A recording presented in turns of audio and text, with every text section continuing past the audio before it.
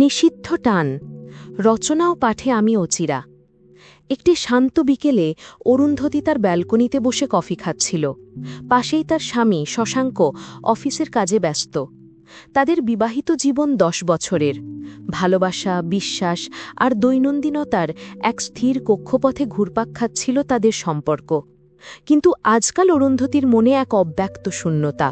শশাঙ্ককে ভালোবাসলেও মনে হচ্ছিল কিছু যেন নেই, কিছু যেন হারানো। হঠাৎ তার ফোন বেজে উঠল। স্ক্রিনে ভেসে উঠল অর্ণব। অর্ণব তার কলেজের বন্ধু, যার সাথে সম্প্রতি একটি ফেসবুক গ্রুপে আবার যোগাযোগ হয়েছে। তাদের পুরনো বন্ধুত্ব অল্প সময়েই এক নতুন মোড় নিয়েছে। অর্ণবের বিবাহিত জীবনও অরুন্ধতীর মতোই একঘেয়েমি আর একাকিত্বে ভরা। তাদের নিয়মিত চ্যাট, গভীর রাত পর্যন্ত ফোন কল আর মাঝে মাঝে লুকিয়ে দেখা করা সবকিছুই অরুন্ধতীর জীবনে এক নিষিদ্ধ আনন্দের ঢেউ এনেছিল। হ্যালো অর্ণব, অরুন্ধতী ফিসফিস করে বলল, শশাঙ্কের দিকে সতর্ক দৃষ্টি রেখে। হাই অরু, কি করছো? অর্ণবের উষ্ণ কণ্ঠস্বর অরুন্ধতীর কানে এক মিষ্টি সুরের মতো বাজল। তারা কথা বলতে বলতে হারিয়ে গেল এক অন্য জগতে।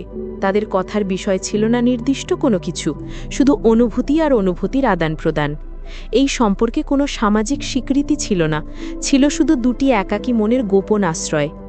একদিন অর্ণব প্রস্তাব দিল, চলো আমরা সব ছেড়ে ছুড়ে নতুন করে শুরু করি। অরুন্ধতী চমকে উঠল। সে জানে এটা অসম্ভব। তার সন্তান, তার সংসার, শশাঙ্কের প্রতি তার দায়িত্ববোধ সবকিছু তাকে বেঁধে রেখেছে। কিন্তু অর্ণবের প্রস্তাব তার মনের গভীরে এক আলোড়ন সৃষ্টি করল। অরুন্ধতী জানে এই সম্পর্কটা একটা সুন্দর স্বপ্নের মতো, যা বাস্তবতার কঠিন আঘাতে ভেঙে যেতে পারে। সে নিজেও জানে না এর পরিণতি কি হবে, শুধু জানে এই মুহূর্তে অর্ণব তার জীবনে এক অন্যরকম পূর্ণতা এনেছে, যা তাকে বাঁচিয়ে রেখেছে এক রঙিন মায়াজালে। অরুন্ধতী কফির কাপটা নামিয়ে রাখল। তার মনে এক ঝড় বইছে।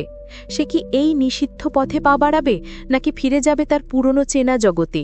এই প্রশ্নের উত্তর তার জানা নেই, শুধু জানে তার হৃদয়ে এক অস্থির দোলাচল, যা তাকে প্রতিনিয়ত অর্ণবের কাছে টেনে নিয়ে যাচ্ছে।